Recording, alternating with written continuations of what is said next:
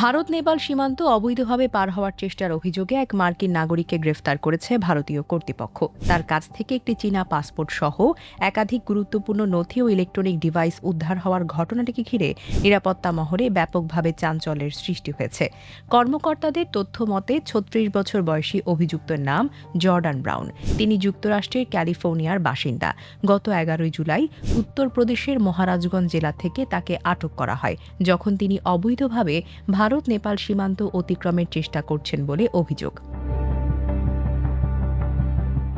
তদন্ত সংশ্লিষ্ট সূত্র জানায়, গ্রেফতারের সময় তার কাছ থেকে একটি চীনা পাসপোর্ট, বেশ কিছু পরিচয়পত্র, নথি, ল্যাপটপ, মোবাইল ফোন এবং অন্যান্য ইলেকট্রনিক ডিভাইস উদ্ধার করা হয়েছে। এসব সামগ্রীর প্রকৃতি, সম্ভাব্য ব্যবহার নিয়ে তদন্তকারীরা গভীরভাবে খতিয়ে দেখছেন। ঘটনার গুরুত্ব বিবেচনায় ভারতের একাধিক কেন্দ্রীয় গোয়েন্দা ও নিরাপত্তা সংস্থা জর্ডান ব্রাউনকে জিজ্ঞাসাবাদ করছে।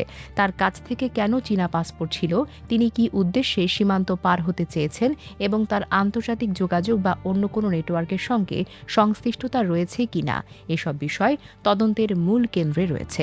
এখন পর্যন্ত ভারতীয় কর্তৃপক্ষ আনুষ্ঠানিকভাবে তাকে গুপ্তচর বৃত্তি বা অন্য কোনো জাতীয় নিরাপত্তা সংক্রান্ত অপরাধে অভিযুক্ত করেনি। তবে উদ্ধার হওয়ার নথি বা ডিভাইসগুলো ফরেনসিক পরীক্ষা এবং গোয়েন্দা তদন্ত শেষ না হওয়া পর্যন্ত বিষয়টি নিয়ে কোনো চূড়ান্ত মন্তব্য করা হচ্ছে না। এদিকে ঘটনাটি আন্তর্জাতিক পর্যায়েও আগ্রহের সৃষ্টি করেছে। একজন মার্কিন নাগরিকের কাছে চীনা পাসপোর্ট পাওয়া এবং সীমান্ত অতিক্রমের চেষ্টা, দুটি বিষয় একসঙ্গে সামনে আসায় তদন্তের অগ্রগতির দিকে নজর রাখছে সংশ্লিষ্ট মহল।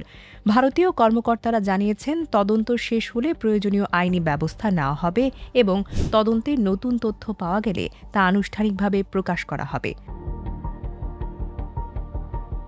Desk report, recap news.